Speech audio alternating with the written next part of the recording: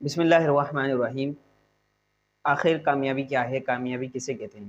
اس حوالے سے لوگوں کے مختلف تصورات پائے جاتے ہیں، مختلف سوچ پائی جاتی ہے۔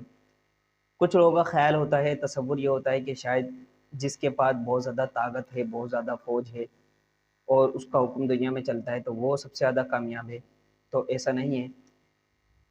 آج سے تقریباً 4500 سال قبل ایک بادشاہ گزرا، فرعون۔ موسیٰ علیہ السلام کے دور میں یہ بادشاہ گزرا تھا، اس کا ذکر قرآن میں بھی اللہ تعالیٰ نے فرمایا۔ اس کے پاس اس وقت آج سے 4500 سال قبل 16 لاکھ فوج تھی، 16 لاکھ۔ تو آپ اندازہ لگائیے کہ اس کی عسکری طاقت، اس کی فوجی طاقت کتنی زیادہ ہوگی۔ لیکن کیا وہ اس کے کام آئی؟ نہیں آئی۔ کیا وہ کامیاب رہا؟ نہیں رہا۔ اللہ تعالیٰ کے مقابلے میں وہ آیا اور اللہ تبارک و تعالیٰ نے اسے اس کی پوری فوج سمیت سمندر کے اندر غرق کر دیا، تباہ و برباد کر دیا، اور آج اس کا اور اس کی قوم کا کوئی نام و نشان دنیا میں موجود نہیں ہے۔ کچھ لوگ یہ سمجھتے ہیں کہ شاید زیادہ دولت آ جائے، مال و اسباب آ جائیں، عیش و عشرت آ جائے، ہم دنیا میں جو چاہیں کر سکتے ہیں، شاید یہ سب سے بڑی کامیابی ہے۔ جس شخص کے پاس بہت زیادہ پیسہ ہے وہ شخص شاید سب سے زیادہ کامیاب ہے۔ تو ایسا بھی نہیں۔ قارون ایک بادشاہ گزرا ہے، قرآن میں بھی اس کا ذکر ہے۔ اس کے پاس اتنا خزانہ تھا کہ قرآن نے فرمایا کہ اس کے جو خزانوں کی کنجیاں تھیں، یعنی جو تجوریاں تھیں جس میں خزانہ تھا، ان کی جو چابیاں تھیں وہ چابیاں اتنی زیادہ تھیں کہ 70 اونٹوں پہ تو صرف اس کی وہ چابیاں جایا کرتی تھیں۔ تو پیچھے خزانہ کتنا زیادہ ہوگا۔ تو کیا وہ کامیاب رہا؟ نہیں رہا۔ اس نے اللہ تبارک و تعالیٰ کی نافرمانی کری، اور اللہ تعالیٰ نے اس کو، اس کے تمام دولت کو، اس کے تمام خزانوں کو، اس کے محل کو اس کے ساتھ زمین کے اندر دسا دیا، زمین بوس کر دیا، اور تباہ و برباد وہ ہو گیا، اس کا کوئی نام و نشان دنیا میں موجود نہیں ہے۔ کچھ لوگ یہ سمجھتے ہیں کہ شاید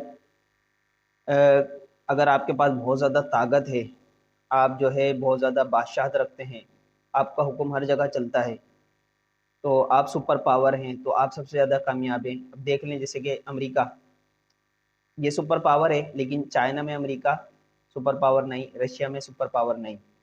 اس کے باوجود بھی اس کا کتنا روب و دبدبہ ہے، دنیا اسے ڈرتی ہے۔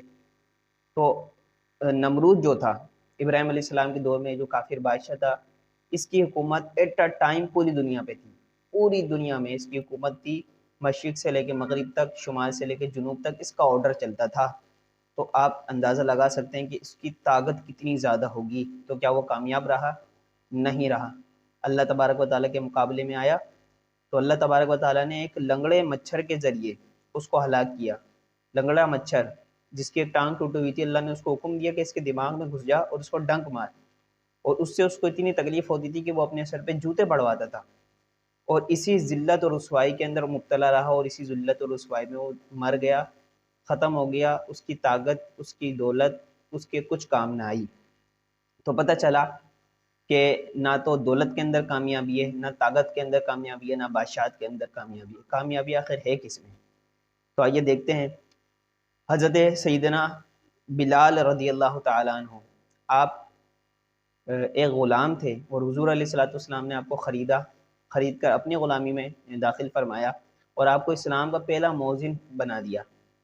حضور علیہ الصلوۃ والسلام حضرت سیدنا بلال رضی اللہ عنہ کے حوالے سے فرماتے ہیں کہ بلال، تم جب زمین پر چلتے ہو تو تمہارے قدموں کی جو ٹاپ ہے، چلنے کی جو آواز ہے، میں اسے جنت میں سنتا ہوں۔ سبحان اللہ۔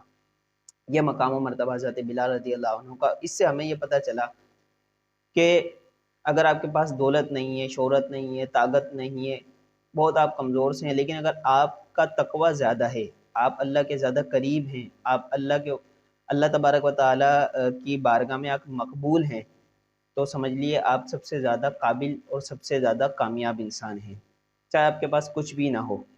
حضرت بلال رضی اللہ عنہ کے پاس نہ دولت، نہ مال و اسباب، نہ خزانے، نہ سونا چاندی، کچھ بھی نہیں، لیکن آپ کے پاس تقوی تھا، اللہ کی رضا تھی، جو جس کی برکت یہ ظاہر ہوئی کہ نبی کریم صلی اللہ علیہ وسلم فرماتے ہیں کہ اے بلال، تمہارے قدموں کی آواز کو میں جنت میں سنتا ہوں۔ تو پتہ چلا کہ کامیابی اس میں ہے کہ اللہ تعالیٰ آپ سے راضی ہو، اس کا رسول آپ سے راضی ہو، چاہے آپ کے پاس کچھ بھی نہ ہو۔ تو انشاءاللہ جب اللہ تبارک و تعالیٰ آپ سے راضی ہو جائے گا نا، تو یہ جتنی بھی چیزیں ہیں، دولت، شہرت، یہ بھی آپ کو اس کے صدقے میں مل جائیں گی، اس کی فکر نہ کریں۔ لہٰذا جب بھی آپ کو ایسا لگے زندگی میں کہ آپ کے پاس دولت نہیں ہے، آپ کے پاس طاقت نہیں ہے، آپ کمزور ہیں، تو غور کیجئے کہ آپ کا اللہ سے تعلق کتنا ہے۔ اگر آپ کو ایسا لگتا ہے کہ آپ کا اللہ سے تعلق مضبوط ہے تو آپ کامیاب ہیں، اور ان چیزوں کی طرف توجہ نہ دیجیے۔ اللہ تبارک و تعالی ہمیں اپنی رضا عطا فرمائے اور ہمیں اپنا مقبول بندہ بنائے۔